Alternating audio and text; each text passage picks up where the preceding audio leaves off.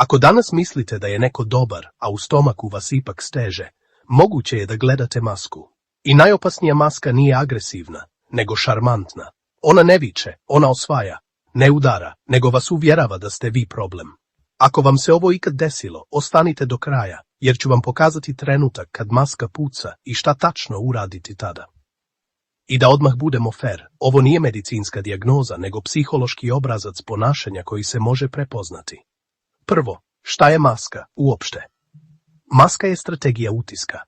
To je svjesno ili nesvjesno glumljenje osobe koja mora biti voljena, cijenjena i u centru. Zašto to rade? Jer im je kontrola važnija od bliskosti. I zato se maska ne pravi da bi vas usrećila, nego da bi vas vezala. Najvažnija rečenica dana je ova. Narcis vas ne osvaja ljubavlju, nego osjećajem posebnosti. Kad vas učini posebnim, postajete ranjivi. Evo mini testa. Da li se na početku sve desilo prebrzo? Da li ste se osjećali kao da ste konačno pronađeni i konačno shvaćeni? Da li je pažnja bila intenzivna, kao da se ne može zaustaviti? Ako jeste, to može biti intermitentno pojačanje u najavi. To je kad neko daje ogromno pa naglo povuče, pa opet da, pa opet povuče. Mozak tada ne traži mir, nego sljedeću dozu potvrde. I zato mnogi ostanu vezani iako znaju da nešto nije zdravo. Sada dolazi prvi znak da maska nije iskrena. Znak broj 1. Previše savršenosti, premalo realnosti. Sve je idealno, ali ne znate ništa konkretno. Ne znate kako se osoba ponaša kad joj se kaže ne. Ne znate kako podnosi kritiku, ne znate kako se nosi sa granicama. A upravo tu maska puca. Znak broj 2. Šarm koji vas umara. Kad ste s njima, kao da stalno morate biti na nivou, stalno morate paziti šta kažete, stalno morate biti zahvalni. I kad odete kući, osjećate se iscrpljeno, a ne smireno. Mir je znak ljubavi. Iscrpljenost je često znak kontrole. Znak broj 3. Sitna poniženja upakovana u šalu. To je samo šala, nemoj biti osjetljivi. Ovo govorim jer te volim. Ako se naljutiš, znači da sam u pravu. Ovo se zove dvostruka zamka. Ako šutite, prihvatili ste. Ako reagujete, vi ste problem. I tada počinje njihova najdraža igra, da vi sumnjate u sebe. Znak broj 4. Stalno pomjeranje cilja. U početku ste najbolji, a onda odjednom nikad dovoljno. Kad date 80%, pitaju zašto nije 100%. Kad date 100%, pitaju zašto nije 120%. To nije standard, to je istrpljivanje. Znak broj 5. Ljubomora koja se prodaje kao briga.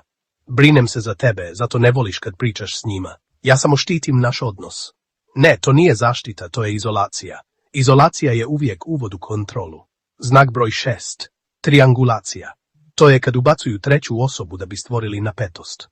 Spominju bivše. Spominju nekoga ko ih razumije. Upoređuju vas sa drugima. Cilj nije da vas poboljšaju. Cilj je da vas drže u takmičenju.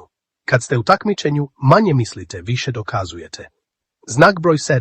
Darvo. To znači poricanje, napad, pa gluma žrtve. Vi kažete, ovo me povrijedilo. Oni kažu, nisam ja. Pa ti si preosjetljivi.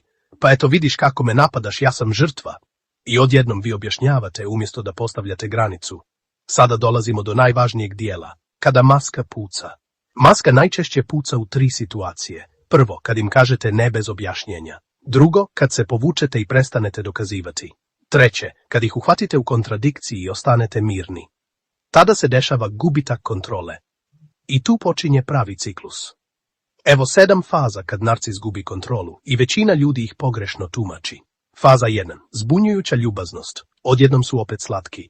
Odjednom nude mir. To nije promjena, to je reset sistema. Oni pokušavaju da vrate staru dinamiku gdje vi sumnjate, a oni vode. Faza 2. Testiranje granice.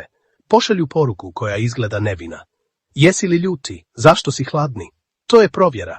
Da li ćete se vratiti u objašnjavanje? Faza 3. Mikroprovokacije, sitne bodlje, jedna rečenica, jedan pogled, jedno ignorisanje. Cilj je da vi izgubite mir, da bi oni dobili moć. Faza 4. Kazna distancom. Tišina, nema poruke, nema odgovora. To se zove emocionalno uskraćivanje i radi jer mozak ne voli neizvjesnost. Faza 5. Reputacijski udar. Počinju pričati drugima svoju verziju. Počinju preventivno praviti od vas negativca. To je kontrola slike, ne istine. Faza 6. Hoovering. To je povratak kroz mamac. Izvinjenje koje nije izvinjenje. Žao mi je što se tako osjećaš. Poklon. Poruka nedostaješ mi. Cilj je jedno da uđete opet u krug. Faza 7. Bijes ili hladna okrutnost. Kad shvate da se ne vraćate, maska pada potpuno. Tad vidite ili eksploziju ili ledenu ravnodušnost. I tada mnogi kažu, kako se ovo desilo, pa bio je divan. Bio je divan dok ste bili poslušni. Sada najbitnije. Šta vi radite kad maska puca? Ne raspravljate se, ne dokazujete se, ne objašnjavate se. Jer objašnjavanje je njihova hrana. Vi radite 3 stvari. Rečenicu, granicu i izlaz. Prvo, rečenica koja prekida igru. Evo 3 opcije koje rade. Čujem vas, ali ovo ne prihvatam. Neću o ovome razgovarati na ovaj način. Moja odluka stoji, bez dodatnih objašnjenja. Ovo je moć bez drame. Ovo ih boli jer nema ulaza. Drugo, granica koja se vidi. Granica nije prijetnja. Granica je posljedica. Ako se desi x, ja radim y. Primjer. Ako podignete ton, prekidam razgovor. Primjer. Ako me vrijeđate, odlazim. I onda to uradite, mirno i dosljedno. Nema 10 šansi.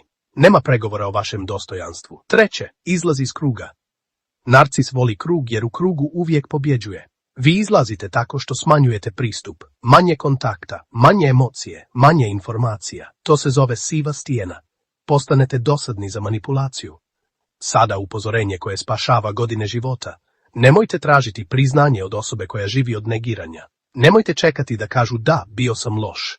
To se često neće desiti. Vaše zatvaranje ne dolazi od njihovog priznanja, nego od vaše odluke. Evo najčešće greške. Greška broj 1. Samo još jednom da objasnim. To je kao da gasite požar benzinom. Greška broj 2. Ako budem savršeni, prestaće. Neće, jer cilj nije vaša savršenost. Cilj je vaša zavisnost. Greška broj 3. Da ih promijenim ljubavlju. Ljubav nije terapija za tuđu potrebu za kontrolom. Ako ste u vezi ili odnosu gdje se bojite reći istinu, to nije mir. To je trenirana šutnja. A trenirana šutnja je znak da se vi prilagođavate nečijoj kontroli. Vi ste rođeni za mir, ne za hod po jajima. Sada praktična mini vježba za danas. Uzmite jednu situaciju gdje ste se zadnji put objašnjavali i napišite jednu granicu u jednoj rečenici. Bez opravdanja, bez historije, samo odluka. To mi ne odgovara, ne prihvatam taj ton, neću o tome. Kratko, mirno, završeno. I još nešto. Kad počnete postavljati granice, često ćete se osjećati krivo. To je normalno. Krivnja nije dokaz da griješite, nego dokaz da se mijenja stari obrazac. Ako ste godinama učili da je vaša uloga da smirujete druge, mir ćete doživjeti kao sebičnost. Ali mir nije sebičnost. Mir je higijena. Zapamtite ovu rečenicu kao zaključno oružje. Ne morate pobijediti raspravu, morate izaći iz igre. Ne morate dokazati istinu, morate zaštititi svoj život. Kad maska pukne, vi ne trčite za starom slikom osobe. Vi gledate činjenice, a činjenice su uvijek hladne, ali oslobađaju. Ako vas je neko učio da je ljubav drama, vrijeme je da naučite da je ljubav mir. Ako vas je neko učio da je poštovanje molba, vrijeme je da naučite da je poštovanje standard. Ako vas je neko učio da se morate objašnjavati, vrijeme je da naučite da se granice ne objašnjavaju. I zapamtite, kad prestanete objašnjavati sebe, počinjete spašavati sebe. Ako vas je ovo potaknulo na razmišljanje, pogledajte naš novi, detaljniji video o ovoj temi.